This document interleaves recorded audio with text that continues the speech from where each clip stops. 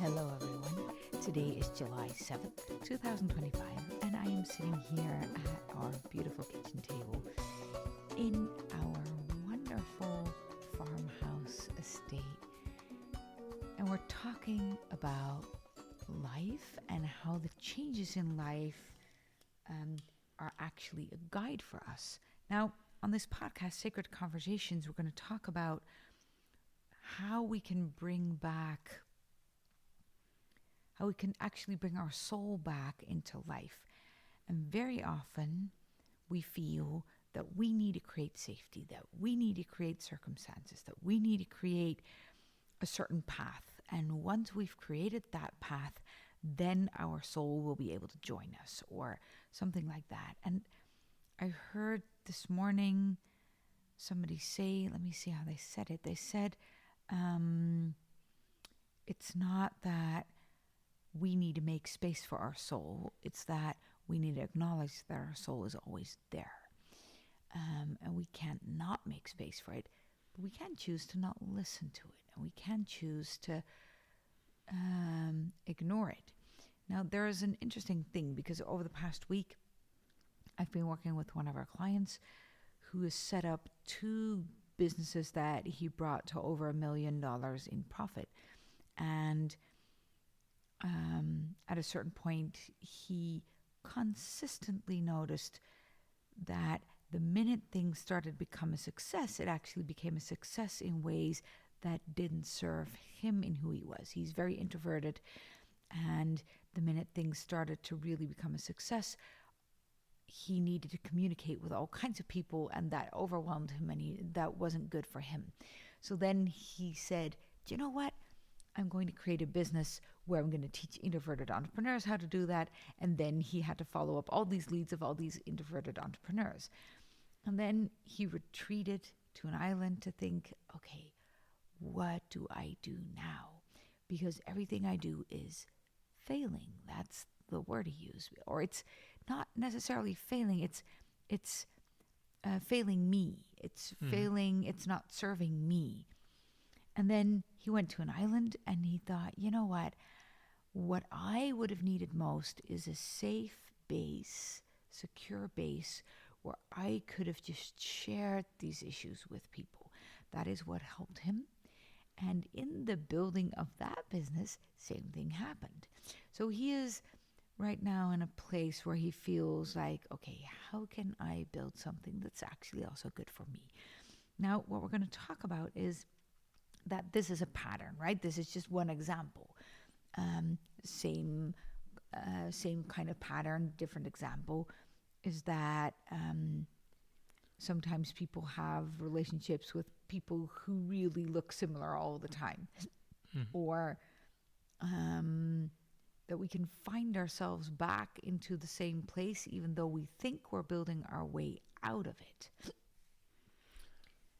So I've just one question because you're going very fast here.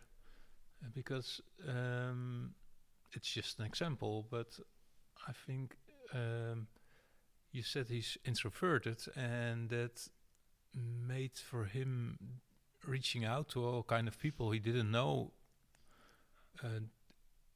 difficult, and in a certain way he tried to scare away from it and isolate himself. Yes. But that wasn't the solution, because No, but there's an interesting thing because he doesn't have a problem with reaching out to people. Let's get straight what introverted actually really means, because a lot of people think introverted means that you're shy. Now, he used to be shy. I'm absolutely certain about that. But introverted and shy are not the same thing. He is not shying away from people or has a hard time reaching out to people. He's also a really, really good speaker. So that's not necessarily what introverted means. What introverted means is that connecting with people doesn't energize him. It drains his energy. And in order to restore his energy, he needs to get away from people and restore on his own. So you are extroverted. So if you feel overwhelmed or drained, you need people around you, and that will actually help you to refocus. It will help you to feel alive again. People don't help him to feel alive again. So it wasn't the connecting with people that was the problem, because he loves that just like most people do. It was that when there are too many people, his system starts draining. So either it is, and he needs alone time. Now all of us need alone time, but introverts really need alone time because it's the only way that he restores his system. So if you're an entrepreneur and you don't want to reach out to people, then you're a bad entrepreneur. That's a different thing. But an introvert needs to really manage the amount of time that he has with absolutely no people around. So building a business where people then consistently start reaching out to you is not very helpful, because then he was busy answering messages and being surrounded with people 24 hours a day. And that's a problem. I forgot your question. Yeah, the confusion was that I thought you would say that that was a problem, people reaching out. But I think if you need your time, you can manage your time. That's a different thing. Yes, that's a different thing. But then if you build a network that's growing, and then there are more and more and more and more and more people, and that can drain you then again really quickly. Okay. So he gave a talk to entrepreneurs about how to deal with introversy, and then for a room of 300 people, and then half of those 300 people came up to him afterwards, where he needed to just be alone for a moment. And that's an important thing to realize. What's really good for him is reaching out to the right kind of people so that he actually has a lot of time on his own. Now, what I want to talk about is that these patterns where we consistently find ourselves in situations that are not serving us, that is a typical thing that a lot of people find themselves in. And that can really feel scattered. It can feel lonely. It can feel like, is there no way out? How do I get myself to a different place or a new place? And one of the things that we then try to do in the society that we live in is that we try to find a way out of the situation instead of tuning into who we are and looking at what it is that we really need here and giving ourselves that. So instead of building the next business model and the next thing, he needs to really tune into, but who am I and what would serve me? That is a very different question. How do I like to have people in my life? What kind of connections help me? But that means that he needs to set very different goals. So we talked about what kind of goals would serve you. And at a certain point he said, but the only goals I've learned to set are goals of I need to scale my business to 7 figures, and I need to have more success, and I need to serve more people. It kind of felt at a certain point like business, maybe it's not for me. Maybe that's not what I want to do. Maybe I need to just build a business behind my computer online, because then it will be me and my computer. But that's too lonely as well. And I said to him, but what if you could decide? What if it was beautiful because you built it? What if your clients want the business to also serve you and not just them? What if you would actually create space in your business for you where you want to show up instead of where you feel pressured to show up? And this is a very, very important topic because we see this in relationships. We see this. I was just talking to another client who's coming here later this week, and they said they're dealing with some team issues, and they said, yeah, but I just want the team to do what I need to do. And I said, But what if the team was here to support you and you are here to support the team, and it is actually your business and you can create it in a way that it will be right for you? And that is something I think we haven't learned in high school. We No. have. Yeah, but I think the answer should be very advanced, because that's what we all want, don't we? What do you mean with advanced? If it was simple, then we already did it. If we could think us into this situation, then we This have is already interesting. made it that it worked in a way that it worked. Oh, and when you say that, now I start to understand why we're not doing it. It actually is too simple. You say the answer needs to be very advanced because if it were simple, we would do it. I actually think it's so simple we're not doing it. That's what I am really realizing right now. The answer is so simple and so obvious. Now I'm curious. The answer is just put yourself first. So all of us know, right? We all hear this metaphor everywhere, right? In the airplane, when there's an accident, you need to put on the oxygen cap over your own mouth first before you start serving your kids or the people next to you. Take care of you first, because otherwise you might not be able to take care of the others. Everybody is sharing quotes like that, right? Just breathe. That's all. As long as you're breathing, you're still alive, you'll be fine. All these kinds of quotes, we see them everywhere. And it is so simple that we don't do it. No, it's different for me. It looks like it's because there's an analogy which is not there, and that's the first place. If I'm with my kids in an airplane and it would be happening such a situation, then I have to be reminded by those quotes and instructions that I save myself first, because else my kids won't survive, and me myself either. So, but because they're my kids, it's a natural thing to do. Yeah, but this is where I say the answer is so simple that we don't do it. If we would honor ourselves, if we would honor life, if we would honor the fact that we are here, living and breathing, we're meant to be here, we matter, we belong, we're loved, we are held, then it wouldn't occur to us to not take care of ourselves first.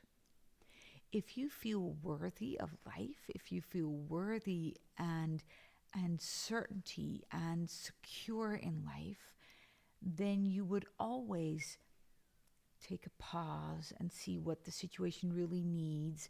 And sometimes that's only a split second, but you would take yourself as the center of sharing. Now, the interesting thing is we've built a society where everybody has their ego as the center of sharing. Mm-hmm. That's a different thing than having yourself as the center of sharing. But if yourself doesn't feel valued and yourself doesn't feel worthy and yourself doesn't feel like it's supposed to belong anywhere, then that feels yucky. That doesn't feel good. And we live in a society where things are supposed to feel good. We're supposed to feel great. We're supposed to have all kinds of things. So then, if we don't truly feel certain that we matter, then funny enough, our life will start to be all about us.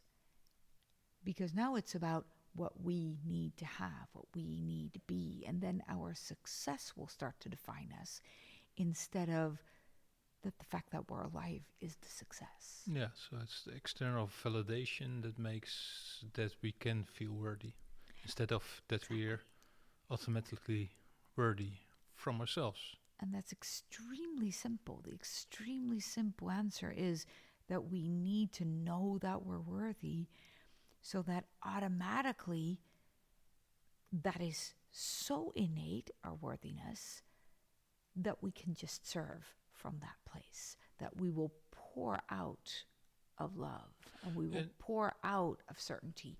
And then we bring safety, and we bring worthiness, and we bring belonging, instead of that we need to get it from life. and it's also the other way around, because you're talking about serving right now. But if you're the one who needs help or assistance or something, would it be the same? Because a lot of people who need people, like you need your team to function as a company. Is it the same? If you feel secure, it is not a big thing to ask for help. If you feel certain, if you feel, because then it's not, oh, poor me, they can't see my weak side. Oh, my goodness. There's no wavering there, because what you're building is bigger than that. And it's not just help for the business, it's also help because if I am uncertain, everybody will be accidentally taken down. So then it is, if we look at it in the ship metaphor, if the captain needs something and he doesn't ask for it, he's endangering the whole ship. Mm-hmm. So first is we take care of the ship, because if it's leaking, probably very important. But if we don't take care of the captain, we're also not going to be safe. So the ship is leaking. It's very clear. I think that's a situation we all know, and then we act on it. Yes. So all actions are in the direction of, okay, we have to repair the ship as soon as possible. But now the interesting thing is that if you're not able to do it, and you feel bad about that, and you don't ask for help, then everybody's going to die. Mm-hmm. So on a leaking ship, if you don't have the answer, you will ask for help. Yeah. Because it's for a bigger cause. And on board of a ship, you get very clear about that it's not about you. It's not about whether you can do it or not. It is a team. We need to do it together. And because of the danger is that clear, then we do it. And if it's just a situation in like here, If it's just a planet that we live on together. I mean, it's a bit different. but let's say it's a company and there are 20 people there. It's as big as a crew on a ship, but because there's no water as an external, which is very clear that's at that moment the danger there. So if it's not that clear, we find difficulties in asking for help, apparently. yeah, and the big problem is that we don't allow ourselves to make it so clear that we are a ship. So we don't see our life as a vessel. We don't see what we're here to do as a journey. And we think that that is something we need to figure out and we need to create and we need to make it. And in shipbuilding, it actually becomes very simple. I can't build a ship if I don't know where we're sailing, what we're carrying, and who's on board. But so then you create a list of expectations of this ship, and then you start designing the ship for that. The interesting thing is that if you look at your life, now all of a sudden you feel, yeah, but it could be anywhere and anyone and anything, which isn't true, because actually the ship has been designed. It is there. The path is clear. What it's able to do is a given. We talked about this in a training seminar around the apple tree, right? If you put an apple seed in the sand of the beach, nothing happens. If you put it in our orchard, you'll get a beautiful fruit tree. So you need to put yourself in the situation where you can thrive, not just where you... And that's not because you're a failure that you can't be an apple tree on the beach. It's just it won't happen. There's not the right environment for you. Same like if somebody is a mechanic and he's very talented at figuring out what's wrong with cars, then maybe, just maybe, you shouldn't make him CEO of a big multinational, right? Mm-hmm. Because it's the wrong environment. Can still be a great person, but it's the wrong environment for them. Maybe he can't bake bread because it's the wrong environment. He understands cars. So put yourself in the environment where you thrive. And that's actually very simple. It's the environment where you feel happy. It can be that simple. And there's one more thing. So that's one. You need to put the seed in the right environment. And that is actually really simple. In the wrong environment, you won't thrive. That means right people, right interests. The other thing is that in high school we learn it's not about what you know and what you do. It's about what you don't know and what you can't do. So then what people tend to do is, in the metaphor of the apple tree, they tend to feel ashamed of the apples that they're bearing, and they start to pluck off all the apples and tie cherries with sellotape to the branches, kind of like, yeah, but I'm also a really good cherry tree. Well, actually, you're not, and you look like a joke. And I'm not saying this to you if you're listening to this podcast, but, or maybe I am, I don't know you, of course, but I don't mean this as an insult, but I mean that we live in a society where everybody needs to fit in every box, but if you grow apples, and you should be doing that really well. So this client is an introvert. That means certain things. That means certain things about the environment. He is interested and he views things from a specific way. He can't undo that. He needs to start using it. That's his apples. If he starts to think, and he's not, but if he would start to think, yeah, but this is wrong and I should be wired differently and I should be able to deal with all these people, that means he's plucking off his apples and trying to fix cherries to the branches. It won't work. Yeah. But, okay. But I was thinking it, so the examples we use are simple, because that's what illustrations and models do. They make complexity simple. But now we're in a society where there's so much at the same time, and so many aspects to every step we take, and so many decisions to make. So you say when you're designing a ship, then you look for what is it meant for? What should it do? What should it? Which destination? So which seas? But if we take just if it's a company, it's a bit funneled into one thing, but life as a whole, where you have a family, where you have your own family, where you have your work, where you have your friends, where you have other things to do, where... Yeah, and I tend to look at all of that as different journeys, not a different ship, but different journeys. And sometimes you need to remodel certain parts of the ship. So, for instance, in these transition phases, you are invited to go inside and to look at what is it that I'm craving? What journey am I craving?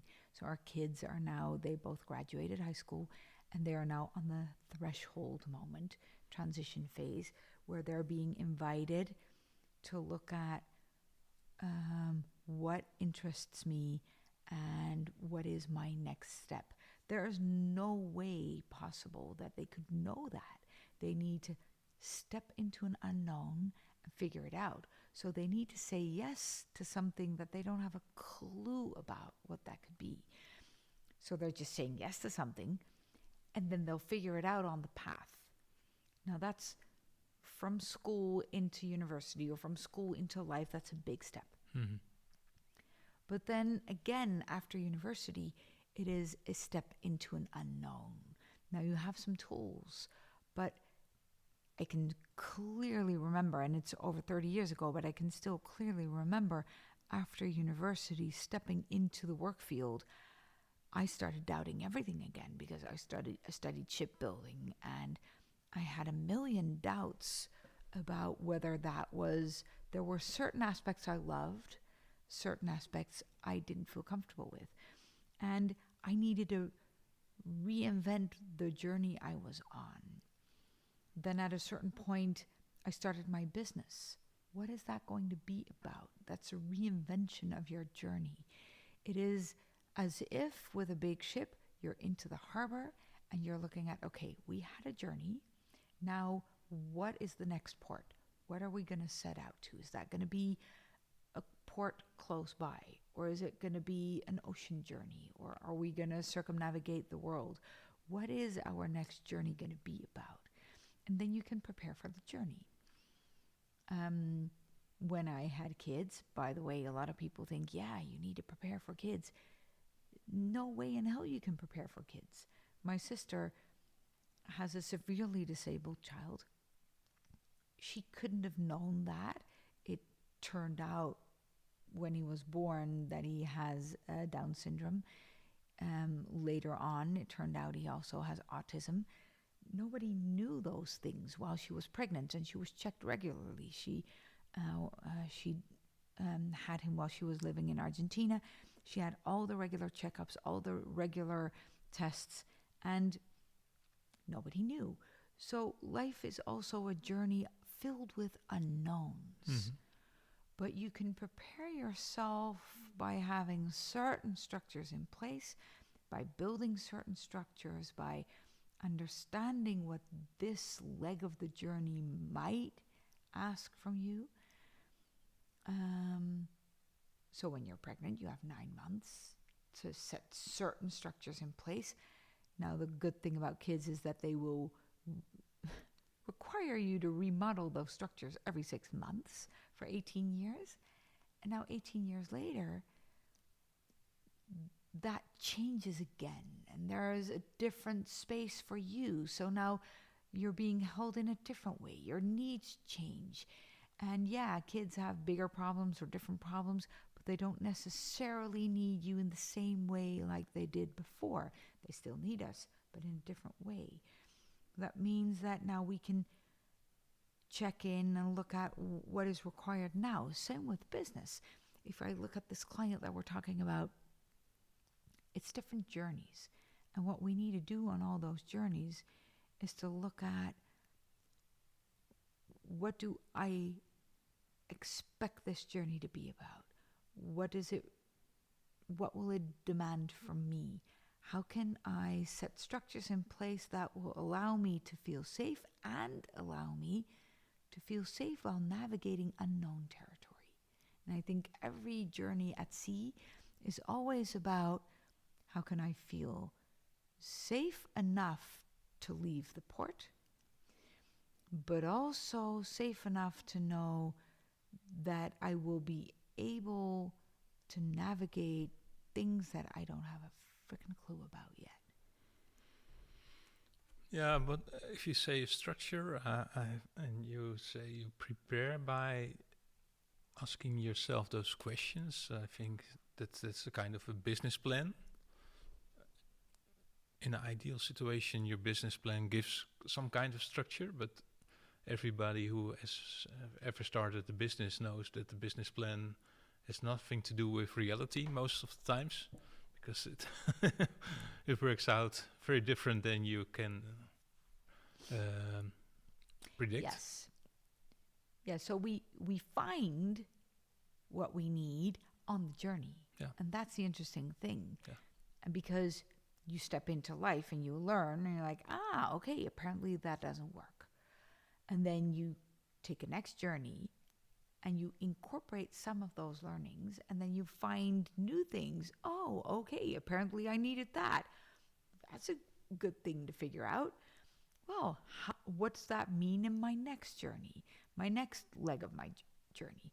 So instead of trying to figure out who am I and what do I need to feel safe and secure in life, you need to start feeling safe and secure that life is providing you all the information that you need. But that means that you need to tune in to what life is providing you, and to tune in to how you can recognize that, and to tune in to how you can find yourself while you're traveling. This morning I saw a very very funny movie, a short video on the internet, and it was a compilation of all kind of babies from around 9 months, a year, and you saw all different kinds of how they move themselves through a room, and every child in this video had a different way of moving. Yeah. Some with their bottoms on the ground and with their hands, and other that like they were animals or even insects, and then only with four. um, but it was so funny, and I thought, and one even with his face flat on the ground and then moving forward. It couldn't be comfortable like that. It's really it doesn't look well. But the funny thing is, all children are finding a way, Yes. and that's that. I thought that is really, if there's really this energy going there. So I want to fulfill this kind of activity. It doesn't matter how I will arrive there, but I will succeed one Yes. time. They Yes. find their way. Yeah, and the interesting thing is that we find our way with constant little bit of feedback, constant feeling, sensing, deeper understanding. And the interesting thing is that we live in a very, very difficult age, because we live in an age where we are supposed to know things, where we're supposed to understand them, where we're supposed to read a book and then get it. And we live in an age where we're almost forced to figure it out by using our mind. But our entire body And doesn't work without that way. making mistakes. Yeah. Without failing. Yes. Well, our bodies are created in a way that we need input from all our senses, and we need input by failing. I was in I bake sourdough bread, and you know that, but the rest of the listeners might not know that. I bake our bread, and I've been doing that for years. I've been baking bread ever since I was 7 with my grandfather. And then he taught me the skill, and then I've been baking it. And sometimes for a few years, I didn't do it when the kids were really small, but I picked it up again. And yesterday I was at a workshop to refine certain things in my skill with an artisan baker, and he is amazing. He works together with us in the retreats as well. He knows every little detail about sourdough bread. Everything about him screams baker. And it was so beautiful because we were talking about the process. And one of the things that I said is, I want to understand what I'm supposed to feel, because there are certain elements that are not working out, but I'm not understanding the book. I want you to share with me how it feels. And he said, you're the first person who doesn't want the theory. Well, maybe not the first person, but it's really important to understand what things are supposed to feel like, because it's in the sensation of the dough and of the bread coming together that your hands will get the feedback to your brain that a certain process is ending. That brought me to when I was 21, my boyfriend got hit by a car and he ended up in the hospital, and I started studying the brain. And I read a beautiful book from Oliver Sacks, one of the best neuroscientists we've ever had. And he did a study on a man who used to have eyesight, and then he lost his eyesight. And then 30 years later, there was an operation available. And people asked him if he wanted the operation. And he said, well, yeah, sure, if I can get my eyesight back. And then he got his eyesight back, meaning that his eyes were able to pass on signals to his brain, but his brain wasn't able to interpret them anymore. So now light was coming into his brain, but his brain didn't have the ability to see anymore. And the interesting thing is that he was in a museum, and people would say, or in a zoo or somewhere, and people would say, see, there is a monkey. And he would say, can you give it to me? No, you're not allowed to touch, and you don't need to touch anymore because now you can see. But he couldn't see. He needed to feel. He needed to feel things while he was seeing them in order for his brain to understand. And that story was rekindled with me in the sourdough because it makes so much sense. We can't learn by just a cognitive understanding. We need to do, and we need to incorporate feedback, and we need to take time to pause, and we need to lay back and take a distance and figure out what things mean and incorporate what we've done instead of just getting to a result. We need to take time to allow life to bring its meaning to us instead of to constantly try to create meaning so that our ego will feel fulfilled. So there's needed a constant feedback loop to learn. And so if we figure out how to do things just by sitting behind our laptop, Yeah. before and years, it can take years then, and then even... Yeah, and it's even getting worse with the whole AI movement and ChatGPT, and everybody's saying, well, just ask Chat for the answer. But it is in the thinking about it, in the writing, in the using your pen and just doodling about things, and that the answer emerges from you. And that's a very different quality answer. Might be the same answer as ChatGPT comes up with, but it lands in your system in a different way. And it feels like a revelation instead of like, oh yeah, here's the answer. I will give you an example. I studied shipbuilding in a time where we were forced to draw by hand. Well, not forced. We were forced because there were the first computer programs, but we didn't have computers in school where we could do the drawing with. Those were too expensive, too complicated, and it wasn't fully worked out yet. Now that started coming, so 10 years after I graduated, there were the first computers with CAD systems and who could design chips for us. That was a time where I started teaching in the university, and I taught mathematics and shipbuilding. And in the projects, I said to the kids, I want you to draw the lines of the ship on paper. And they said, no, I'm not going to draw. There's computers, and I can do this with a computer. But a year after that project, they still didn't have a sense of what they were really doing. It didn't mean anything. There was a picture, and sure, the picture worked, and sure, the calculations came out right. But it took a really long time for them to actually grasp what they were doing. That led to that they couldn't evaluate if a number from a calculation could be correct or not. So then, I don't know, from a calculation, the answer was 30. And I said, it can never be 30. And they said, why not? The answer is 30. And I said, but if you would know what you were doing, you would be able to evaluate that it could never be a lot higher than 3. So you're a factor of 10 off. And then they would discuss with me whether or not the computer program worked. Instead of looking at, what are we trying to do here?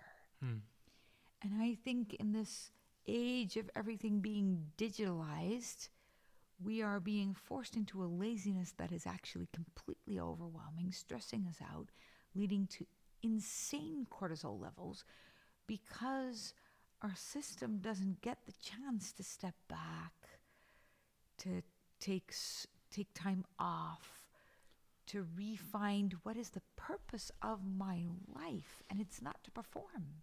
Yeah, It and is to it's also become. it's not only a brain thing, like you said No. about the bread. It's a physical experience as well, and a Yes. physical feedback as well, and so And I'm not trying to bash AI. I'm not trying to say that that's a bad thing. I'm just saying that all these things need to be a tool for us to use. I'm very happy that we can design chips quicker, but these are tools that need to work for us so that they assist us instead of that we surrender to the tool and we lose the ability to create, to let the meaning of our life and the purpose of our life emerge, because we're not here to build better ships, even though that's great. We're here, or write better texts, or find quicker solutions. We're here to let God emerge through who we are. We're here to figure out what capacities we are, how our soul can expand, how we can create more love, more beauty, how we can create communities that thrive. That's why we're here, to let our soul do its work on this planet and not just to create quick fixes. Now, if those two start working together, if we learn the ability to step back and to breathe and to look at who am I and how can this tool support me, then we have a beautiful marriage. But it's a very different thing. hmm yeah. So, but so yeah, we're gonna take it big, but for just our personal lives now, what would you recommend this guy we started with as an illustration of how things are going in a way that if your true self is involved, if you really know who you are and what your capacities, but also your preferences and how you really how your true self is showing up. What could you recommend then? So, of course, the Finding God in Everyday Life retreat, things like that, right? So we have different things. We have a retreat, okay, but also things like baking sourdough, um, taking time off Wi-Fi, putting your phone on vacation, and I mean giving your phone a holiday, not just giving yourself a holiday, giving your phone a holiday. Right now, my phone is off duty, and I have 24 hours that my phone will not be available for me because my phone needs to recharge. Um, and not just because the cable needs to be plugged in, but pretend like it's a recharging employee and give it some holiday time so that it doesn't need to work for you, right? We spend we have a Shabbat that we do. That's one day in the week that we just spend connecting in nature, painting, not doing a whole lot of things for a specific purpose or with a specific reason or to be productive, but to just allow our hands and our voice if you sing, or your breath if you play the trombone, to figure out how to do things, and to work in the garden if you enjoy that, and to bake bread, and to prepare your own food, and to really take a moment to step back to what is life about, and who am I, and how do I relate to this world. Journal, walk. I'm going to take a retreat this year together with two other entrepreneurs, just having a home. We're leaving our phones at home. We're renting a cottage, no phones, and we're going to hike. Just hiking. That's all. We'll have deep conversations there, but there's no purpose. We give an exercise in our speaking week where we just invite people to journal about certain things with a free flowing, no idea, no goal, just start writing. And that will give you a sense of the direction that you're already on, a golden thread that is moving through your life that you're constantly bouncing back to. In the Finding God in Everyday Life, that is what we do. And it's interesting because a lot of people who I would say, please come there, say, yeah, but I'm not ready for that. I first need to, and then there's a whole list of what they first need to do to relieve pressure, because once they've relieved the pressure, then they can say, I'll do 5 days unplugged. I would say, if that's you, you need to unplug now. Don't wait. Don't put a pause on the unplugging. The minute you feel I can't unplug, that's the moment where you come to a retreat. This year, we're also going to do one-on-one retreats where you can choose anything between 24 hours and I don't know, however long you want. Just to have a private retreat with me or private retreat with me and Jakko, where we will guide you into finding the structure so that inside of you, so that that structure can emerge in life. And then it is a beautiful marriage of your soul with your purpose. And then you can see how can tools like AI help me and assist me. But that's a different way of looking at it than thinking that you need to put a lot of pressure on and make haste. There's no haste. We're all in such a... There's somebody coming on our premise, so the dog is now warning us. Jakko is going to open the door.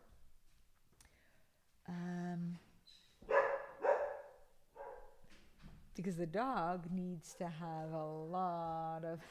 We're just talking about making haste, right? This is also one of those things, right?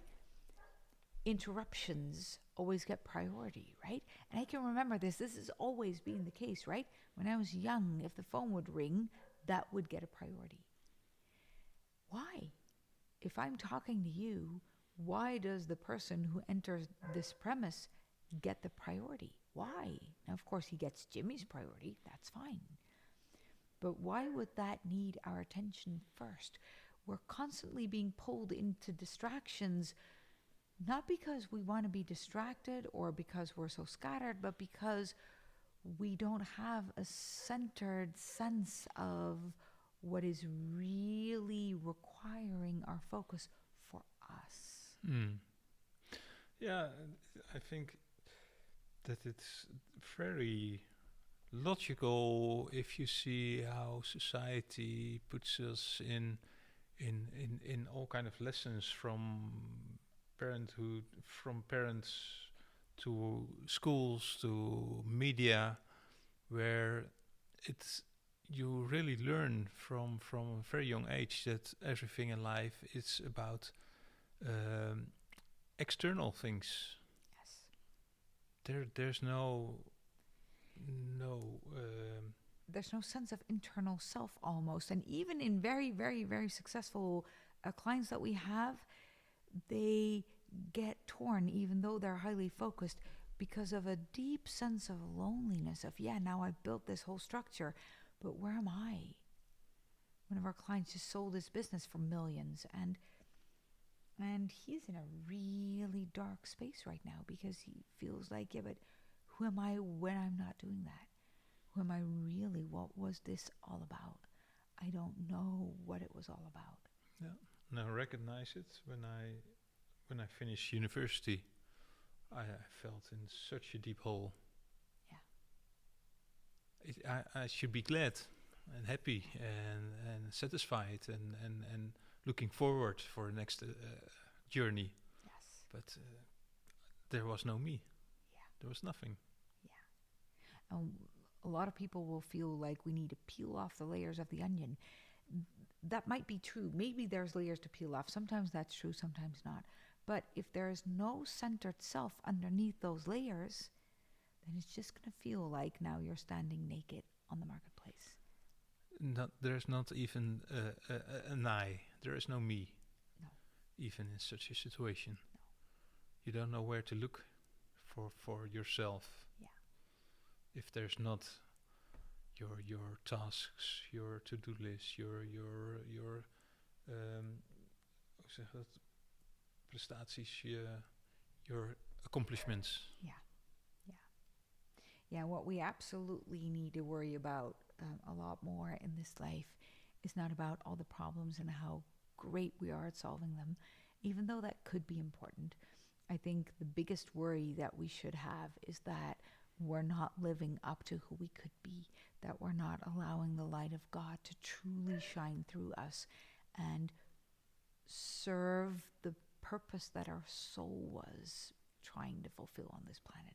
The biggest worry I have is that I haven't finished what my soul was trying to accomplish in this life. And that is correcting something that my soul wanted to learn to correct, but it's also sharing, helping people. And it's not the kind of, I'll just help people so that that will give me an identity. It is the really being present while serving. It's a very different kind of help. It's the help that you feel so centered and so connected that your presence helps. Mm-hmm. Yeah, for me, it's helping, but it might be even helping by try as true to myself as possible. Yes. Because I think that's an example I missed in my life for a long time, and I learned a lot by just being true to myself, and that's something I really want to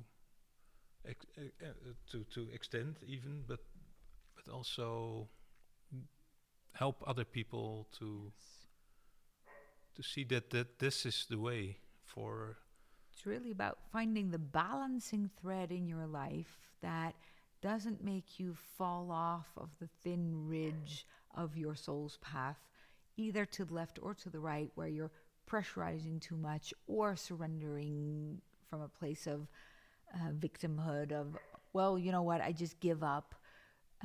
But really finding that little mountain ridge that you were supposed to walk on, and that will reveal who you were meant to be. Next week, we will continue about how you can then trust that movement, and if you fall off a little bit, how you can continue walking. Yeah. All right. Thank you so much for listening. And as always, please rate us, subscribe to this podcast in your favorite podcast app, share, tag, send us your questions, and we're more than happy to see you back next week. Bye.